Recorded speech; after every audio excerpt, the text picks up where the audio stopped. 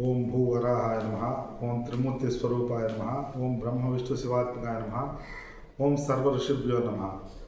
అనంత విశ్వాలయం విశ్వసేవా కేంద్రం అఖండ మహాసంకల్ప ఫౌండేషన్ త్రిసత్యే విధియుక్తం శ్రేయం త్యాగేనైక అమృతత్వం మానసు అనేటువంటి ఋషి ప్రతిపాదనలను మానవ జీవితానికి పరిష్కారంగా అఖండ మహాసంకల్పంలో అనేక నివేదికల ద్వారా నిదర్శనంగా అఖండ బ్రహ్మాండ నాయకుని వద్ద జరిగేటువంటి అఖండ మహాసంకల్పాన్ని లో అనంతమైనటువంటి కాలము, చతుర్విధ పురుషార్థ నిశ్చయము, పరమాత్మ యొక్క తత్వము అన్నీ ఇమిడి ఉన్నాయి అనేటువంటి నిర్ధారణ గత నివేదికల్లో జరిగింది. ఈ అఖండ మహాసంకల్పాన్ని 108 వైష్ణవ దివ్య దేశాల్లో, దివ్య క్షేత్రాల్లో, 12 జ్యోతిర్లింగాల్లో, 18 శక్తి పీఠముల్లో మరియు నవనారసింహ క్షేత్రముల్లో, పంచభూత లింగాల్లో ఈ అఖండ సంకల్పాన్ని చెప్తూ ప్రతినిత్యం పరమాత్మ వ్యాపించున్నాడు అనేటువంటి మానవ జీవితం మార్గ నిర్దేశనం కలియుగంలో 5126 సంవత్సరాల నుంచి జరుగుతూ వస్తూ ఉన్నది.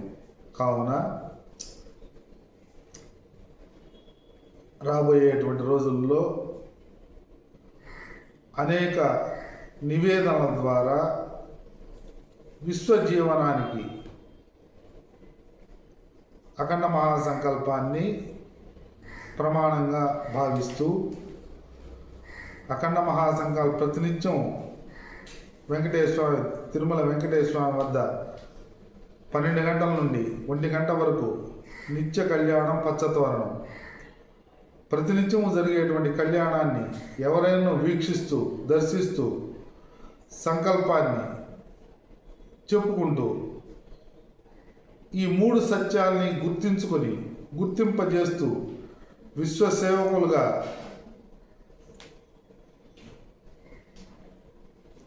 వచ్చే నిమిత్త కారణంగా, ఉపాదాన కారణంగా అనంత విశ్వాలయం విశ్వసేవా కేంద్రంలో త్రయాణికంగా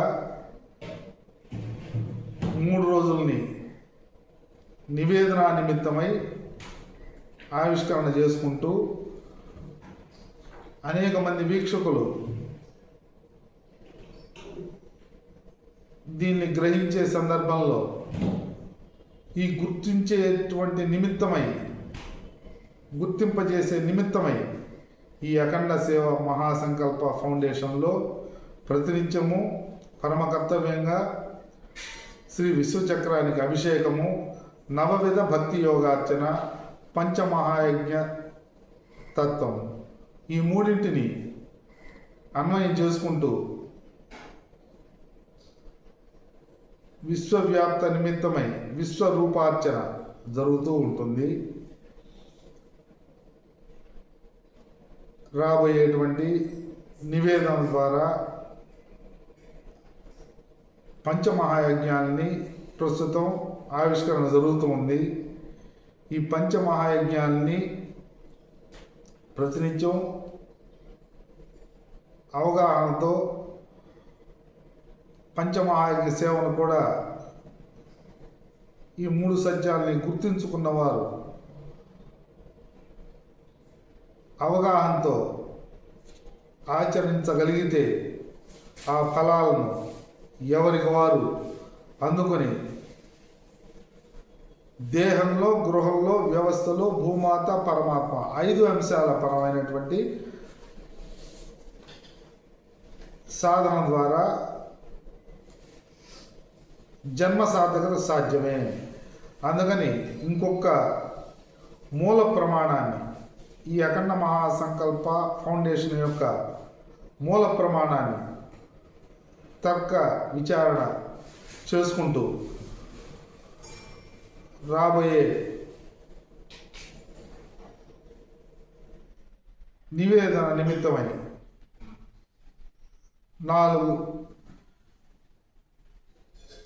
4 యుగాల్లో మానవ జీవితానికి మహర్షులు సూచించబడినటువంటి ప్రమాణము బ్రహ్మదేవుని ద్వారా 4 వేదాలు సమస్త వాంగమయ సారంగా జంతువునాం నరజన్మం దుర్లభం, జంతువునాం నరజన్మం దుర్లభం, జంతువునాం నరజన్మం దుర్లభం.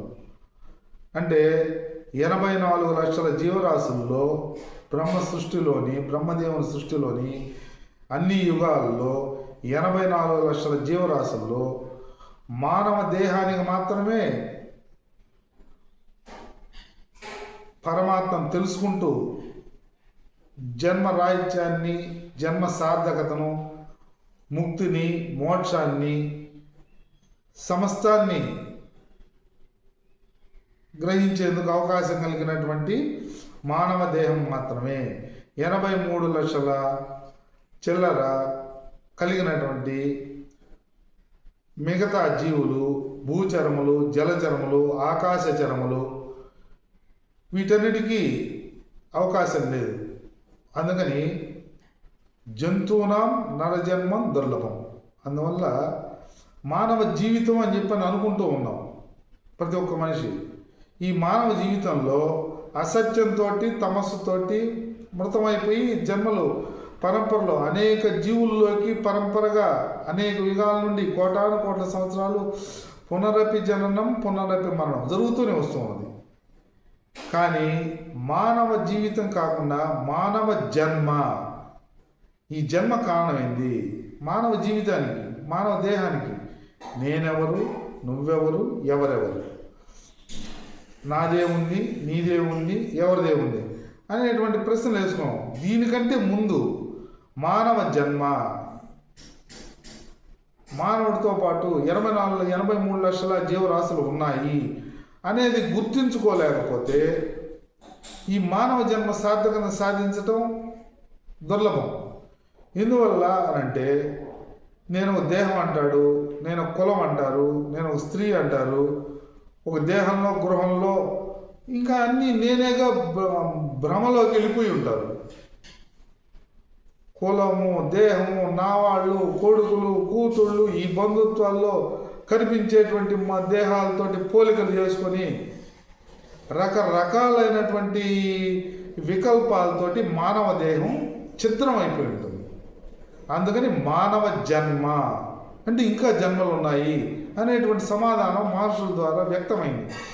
అందువల్ల 84 లక్షల జీవరాశుల్లో మానవ జన్మ లక్ష్యమేంది అనేటువంటి ప్రశ్న, నేనెవరు అనే దానికంటే కూడా అసలు ముందర మానవ జన్మ అంటే ఏంది, మానవ జన్మ యొక్క లక్ష్యం ఏంది, దాన్ని 5126 సంవత్సరాల్లో ఏ కారణ జన్మ అయినా అనేక కారణ జన్మలు, 5126 సంవత్సరాలు అనేక కారణ జన్మలు వచ్చాయి. అందరూ హెచ్చరించి పోతూనే ఉన్నారు. మానవ జన్మ చాలా గొప్పది, చాలా గొప్పది, జపం చేస్తే చాలు, ధ్యానం చేస్తే చాలు, అది చేస్తే చాలు, ఇది చేస్తే చాలు అంటారు. అందరూ వెళ్ళిపోతూనే ఉన్నారు. స్పష్టమైనటువంటి జీవన విధానాన్ని అఖండ మహాసంకల్పంలో బ్రహ్మాండ నాయకుడి వద్ద ఉన్నది. దాన్ని గుర్తించుకొని జంతువునాం నరజన్మం దుర్లభం, ఈ మానవ జన్మకి ఇది మానవ జన్మ అనుకోగలిగితే ఆ జన్మకి చతుర్విధ పురుషార్థాలు, బాల్యము, దేహానికి సంబంధించినటువంటి విచారణ జరుగుతుంది, దేహాత్మ విచారణ జరుగుతుంది, జీవి సూత్ర విచారణ జరుగుతుంది, పరమాత్మ తత్వ విచారణ జరుగుతుంది. 3 జరుగుతాయి. 3 సత్యాన్ని గుర్తించుకునే దానికి ఖచ్చితమైనటువంటి శ్రద్ధ అవకాశం లభిస్తుంది. మానవ జన్మ అనుకోలేదు. ఇంకన్ని కులాలు, లింగాలు అన్నీ ఆ మానవ జన్మ అనేటువంటి దాంట్లోకి వచ్చేస్తాయి. వచ్చినప్పుడు ఏ స్త్రీ అయినా, ఏ పురుషైనా, ఏ కులమైనా, ఏ శతాబ్దులైనా, ఏ రాజకీయ పార్టీలున్నా, ఎవరు ప్రధానమంత్రులైనా, ఏ దేశంలో ఉన్నా, ఎక్కడ ఉన్నా, ఏ భాషలో ఉన్నా ఎవరైనా సాధించవలను అనేటువంటి ప్రమాణం, మూల ప్రశ్న. దాని జవాబు తర్వాత సంగతి. మూల ప్రశ్న మానవ దేహానికి, ఎవరి దేహానికి వాళ్ళు వేసుకోగలిగితే అప్పుడు రాజమార్గమైనటువంటి రహదారి, మహర్షులు పరిచినటువంటి రహదారి, దేహానికి సంబంధించిన 4 దశలు ఉన్నాయి. బాల్యము, యవ్వనము, కౌమారము, వృద్ధ, వార్ధక్యము. బ్రహ్మచర్యము, గృహస్థాశ్రమం, వానప్రస్థం, సన్యాసాశ్రమం. కృతయుగము, త్రేతాయుగము, ద్వాపరయుగము, కలియుగం. కాలం వచ్చేస్తుంది, దేహానికి సంబంధించినటువంటి లక్షణాలు వస్తున్నాయి, ఆశ్రమాలు వస్తున్నాయి. చతుర్విధ పురుషార్థాలు 16. ఈ 16తోటి షోడశ ఉపచారాలు పరమాత్మకి నవవిధ భక్తి యోగాల్లో అర్చనగా జరుపుతారు. ఎందుకని అంటే ఈ షోడశ ఉపచారాలు మానవ దేహానికి కూడా కావాలి. ఆవాహయాన్ని అంటారు. ఇది తినేటప్పుడు శ్రద్ధగా ఉండాలి కదా, లేచి వినేటప్పుడు శ్రద్ధగా ఉండాలి కదా. ఆవాహన ఎక్కడో ఉన్నటువంటి మనసును తీసుకొచ్చి అక్కడ కూర్చోవాలి. జాయామి, ఆవాహయామి, పాదయో పాద్యం సమర్పణ. కాళ్ళు కడుక్కోవాలి. బయటకు ఎక్కడికి వెళ్ళి వచ్చావు, కాళ్ళు కడుక్కుంటాము. హస్తయో పాదవ ప్రక్షాళయామి, హస్తవ ప్రక్షాళయామి, చేతులు కడుక్కుంటాం, శుద్ధి చేసుకుంటాం. రకరకాల కర్తవ్యాలు చేసుకుంటూ శుద్ధి చేసుకుంటాం. అదేవిధంగా షోడశ ఉపచారాలకి ప్రతి మనిషికి ఈ 16 రకాలైనటువంటి కర్తవ్యాలను ఇవ్వబడ్డాయి. దాన్ని ఎవరన్నా కనిపెట్టారా? ఈ దేహానికి 16 రకాలైనటువంటి ఉపచారాలని ఎవరిచ్చారు, వాళ్ళ పేరేంటి? 5126 సంవత్సరాల నుంచి ఆ ప్రశ్న చేసుకుంటే జవాబు ఎవరైనా చెప్పగలరా? షోడశ ఉపచారాలు ఉన్నాయి. పళ్ళు దీంతో తోముకోవాలను, పళ్ళు దీంతో ఈ చేతితో తోముకోవాలను, దంతధావన చేసుకోవాలను, ఇట్ట తినవలను, ఈ చెయ్యి ఇట్ట కదులుతోంది, పడుకున్నప్పుడు ఇట్ట పడుకోవాలను. ఇవన్నీ ఎవరైనా చెప్తే జరుగుతున్నాయా? ఎవరైనా చెప్పారు ఫలానా వాళ్ళు అనే పేరుందే అనేటువంటి తర్కం చేసుకోవాలి. తర్కించుకోగలిగితే తర్కం ఇంట్లోనే మానవ దేహాలు కూర్చొని ఏ విషయాన్నైనా తర్కించుకోగలిగితే స్పష్టమైనటువంటి సమాధానాలు వచ్చేందుకు అవకాశం ఉన్నది. అందుకని జంతువునాం నరజన్మం దుర్లభం. అంటే ఈ మానవ జన్మ కనుక తప్పించుకుని పోయింది అని అంటే తర్వాత ఏ జన్మ వస్తుందో ఎవరికి తెలియదు. ఎందుకని అని అంటే ఈ మానవ స్పష్టమైనటువంటి మహర్షులు గర్భోపనిషత్తులో మానవ దేహం వెళ్ళేటప్పుడు కర్మ వాసన, కర్మబలంతో పట్టుకో ఉంటుంది, వాసనాబలం పట్టుకో ఉంటుంది, కామబలం పట్టుకుంటుంది. చేసినటువంటి కర్మలన్నీ మూటలాగా తయారవుతుంది. దాంతో 18 ఇంద్రియాలతోటి సూక్ష్మదేహం పైకి వెళ్తుంది. సూక్ష్మదేహమే పోయేది జీవంతో అనేది నిరూపించబడింది. మళ్ళీ జీవంతో వస్తున్నాయి. దాన్ని ఆసుపత్రుల్లో చూస్తే వస్తున్నాయి రకరకాల దేహాలు. ఇంత దేహం, ఈ రంగున దేహం, రకరకాల వైకల్యాల దేహం, అనేక రకరకాలైనటువంటి విభిన్నమైనటువంటి దేహాలు వస్తూ ఉన్నాయి, దేహాలు పోతున్నాయి. వాసనా బలంతో, కర్మబలంతో, కర్మ రుణంతో, వాసనా బలంతో, కామంతో కోరికలు తీరక అసత్యం, తమస్సు, మృత్యుతో వెళ్ళిపోతూ ఉన్నాయి. ఇది విచారణ. ఈ విచారణని ఇది కాలక్షేపం కాకుండా సత్ వినియోగం చేసుకునేటువంటి కాల ప్రమాణంగా భావిస్తూ ఎంటర్టైన్మెంట్ అంటే ఈ సత్యం యథార్థం పదార్థాలన్నీ ఎదురుగా కనపడుతోంది. ఇది పుస్తకం, ఇది పుస్తకం, ఇది బెంచి వస్తువు, పదార్థం, తినే పదార్థాలు ఉన్నాయి, బయటకు వచ్చే విషయాలు ఉన్నాయి. తినేటువంటి పదార్థాలన్నీ భూమి నుంచి వస్తున్నాయి. వాడుకునేటువంటి విషయాలన్నీ భూమి నుంచి వచ్చే పదార్థము ద్వారా వస్తువుల్ని ఉపయోగించుకోవడం జరుగుతుంది. ఆహారంగా పదార్థాన్ని తీసుకోవడం జరుగుతుంది. ఇదంతా యథార్థంగా కనపడుతుంది. ఇది దేహానికి సంబంధించినటువంటి లోపలికి పోతున్నాయి వస్తున్నాయి వస్తువులు కనపడుతున్నాయి. వీటన్నింటినీ ఇవన్నీ భూమిలోంచి వచ్చాయి అనేటువంటి తర్కం ద్వారా ఆ వాస్తవాన్ని భూమి నుంచే వస్తున్నాయని అంగీకరించగలరా? తర్కం ద్వారా ఈ సత్యం బోధపడుతుంది కదా ఎవరికైనా. భూమాత, అందుకని భూమాత అంటున్నారు. సంస్కృతి ఈ గుడ్డ కూడా భూమిలోంచి వచ్చింది. ఎంతోమంది వాళ్ళ కర్తవ్యాలని అమలు చేస్తే, కొన్ని వేల మంది కర్తవ్యాలను అమలు చేస్తే ఈ వస్త్రం వచ్చింది, ఇది వచ్చింది. కొన్ని వేల మంది. ఈ స్పృహ మానవ దేహంలో ఉంటోందే, ధరించేటువంటివన్నీ, భుజించేటువంటివన్నీ ఎన్నో వేల మంది కర్తవ్యాల ద్వారా వస్తున్నాయి అనేటువంటి ఒక్క సుప్రీం ప్రశ్నను ఎవరైనా వేసుకోగలరా? వేసుకోగలిగితే మానవ జన్మకు సంబంధించినటువంటి జంతువునాం నరజన్మం దుర్లభం అనేటువంటి వాస్తవం అనేటువంటి గ్రాహ్యానికి అవకాశం ఉంటుంది. కాబట్టి జన్మము, కర్మము, ధర్మము, బ్రహ్మము అనేటువంటి 4 మూల ప్రమాణాలు. ఈ మూల ప్రమాణాన్ని తర్కించుకోగలిగితే రాబోయే నివేదనలోకి నివేదనలు ఇవ్వాలి. ఈ నివేదికలు రావాలి. ఈ నివేదికల ద్వారా ఇంక ఈ అఖండ సంకల్ప ఫౌండేషన్లో, అనంత విశ్వాలలో ఇవి నిత్యం నిమిత్త కారణంగా, ఉపాదాన కారణంగా సాధన జరుగుతూ ఈ సాధన సారం వ్యాప్తిలోకి రావాల్సిన అవసరం ఉండేటువంటి క్రమంలో ముందుగా జన్మము, ధర్మము, కర్మము, బ్రహ్మము ఈ 4టిని అధ్యయనం ఎవరైనా చేయగలరు. ఎందుకనేనంటే అధ్యయనం విషయం ఇది. ఎవరైనా తర్కించుకుంటేనే జవాబు వస్తుంది. ప్రవచనాల ద్వారా ఫలానా ప్రవచనాన్ని విన్నాము, బాగుంది అని అనుకుంటాము. అందుకని దేహాత్మ విచారణ, పరమాత్మ తత్వ విచారణ, జీవసూత్ర విచారణలో జీవసూత్ర విచారణ అవగాహన అవుతుంది, దేహాత్మ విచారణ అవగాహన అవుతుంది. ఈ 2 గృహంలో అన్వయం చేసుకొని అమలు చేసేటప్పుడు పరమ సంఘర్షణ కలుగుతుంది. ఈ సంఘర్షణ కూడా గుర్తుంచుకోవాల్సిన అవసరం ఉంటుంది. ఇంకొకటి ఈ రెండింటినీ అన్వయమైన ఈ 2 సత్యాలు పరమాత్మ తత్వ విచారణ దగ్గరికి వెళ్ళేటప్పటికీ అక్కడ సంఘర్షణ, మహాసంఘర్షణ జరుగుతుంది. ఎందుకంటే 4 వేదాలు, 18 పురాణాలు రకరకాల భరితమైనటువంటి తత్వాన్ని, పరమాత్మ గురించి అనేక తత్వాలని, ఫలానా దేవత ఒక గురువు గారు, ఒక బ్రహ్మశ్రీ ఫలానా దేవుడు చాలా గొప్ప అంటాడు, ఫలానా దేవుడు చాలా గొప్ప అంటాడు. ఎవరిని ఏ రకంగా పూజించాలి, పూజించిన ఆ ఇష్టదేవతని తాను నమ్ముతూ ఎవరన్నా అపనమ్మకం కలిగితే వారితో సంఘర్షణ పడేటువంటి పరిస్థితి ఉంటుంది.